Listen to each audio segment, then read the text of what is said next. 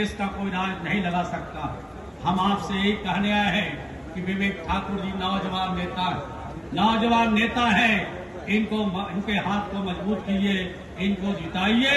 कमल छाप पर 19 तारीख को ईट बढ़ाने के दिशा में हमने कदम बढ़ाया। बिहार में 10,47,000 से भी ज्यादा स्वयं सहायता समूह बनाया है। ये समूह उनका है जो गरीब लोग हैं, जो लाचार लोग हैं, जो परेशान लोग थे, जिनको 2 जून की रोटी के लिए तरसना पड़ता था, उनको हमने आगे बढ़ाने की दिशा में काम किया। 1,30,00,000 परिवार तक पहुंचे हैं। अब इनके सामने जो चुनौतियां था, रोटी की समस्या थी। बुजुर्गों, माताओं, बहनों, मेरे तमाम नौजवान युवा साथियों, आज जिस उद्देश्य से हम लोग आए हैं, कहना अतिशयोक्ति नहीं होगा कि कहीं ना कहीं हम लोगों से पहले आप लोगों ने उस बात का मन बना लिया है। हमारे प्रधानमंत्री जी ने हम तमाम एनडीए के साथियों को ये लक्ष्य बाद में दिया कि आपको 400 सीटें जीतकर आपको लाना है, पर उससे पहले ये संकल्प देश की जनता और विशेष तौर पर हमारे बिहारी साथी ले चुके हैं कि पुनः तीसरी बार मौजूदा प्रधानमंत्री आदरणीय नरेंद्र मोदी जी को देश का प्रधानमंत्री बनाना।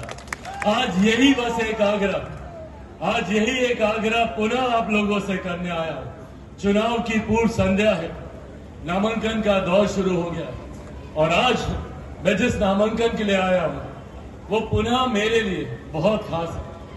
मेरे परिवार के सदस्य के समान, मेरे साथी, मेरे भाई, अब छोटे भाई बड़े भाई वो हम लोग बाद में तय कर लेंगे विवेक ठाकुर जी, आज मुझे ईमानदारी से बहुत खुशी है और मैं एनडीए के तमाम साथियों को विशेष तौर पर धन्यवाद दूंगा। जिस तरीके से इन्होंने प्रत्याशी के रूप में, अभी भी मौजूदा सांसद है, पर जब लोकसभा में जाकर आप लोगों के विषय को उठाने का काम करेंगे, आप लोगों की समस्याओं का समाधान करने का काम करेंगे, तो मुझे उम्मीद ही नहीं, विश्वास है कि इनमें वो जुझारूपन है, इनमें वो तत्परता है। हम लोगों ने पिछले कुछ समय बिताए, एक बार के लिए आप सबसे क्षमा भी चाहूंगा, माफी भी चाहूंगा कि पिछली बार आया था जिसके लिए कहीं ना कहीं चूक हमसे भी हुई, पर आज आपको और पूरी जनता को ये विश्वास दिलाकर जाना चाहता हूं कि जिस दिन विवेक भाई जीतकर भारतीय संसद लोकसभा में जाएंगे, उस दिन से नवादा लोकसभा के विकास को कोई नहीं रोक सकता है। ये मैं भी आपको विश्वास दिलाना चाहता हूं। साथियों, जहां हम लोग 400 पार के लक्ष्य की हम लोग बात कर रहे हैं,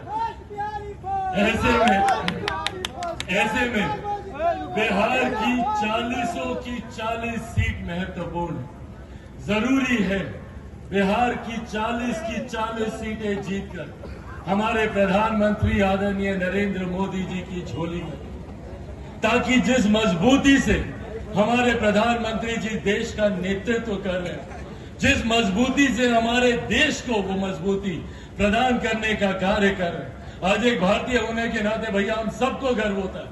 आप देश के किसी कोने में चले जाइए, दुनिया के किसी कोने में चले जाइए, जिस तरीके से भारत का डंका बज रहा है, जिस तरीके से विदेशों में भारत और भारतीयों को सम्मान की दृष्टि से देखा जा रहा है, जब दूसरे देशों के राष्ट्रीय अध्यक्ष जब भारत आते हैं तो भारत की गौरव गाथा वो गाते नहीं थकते।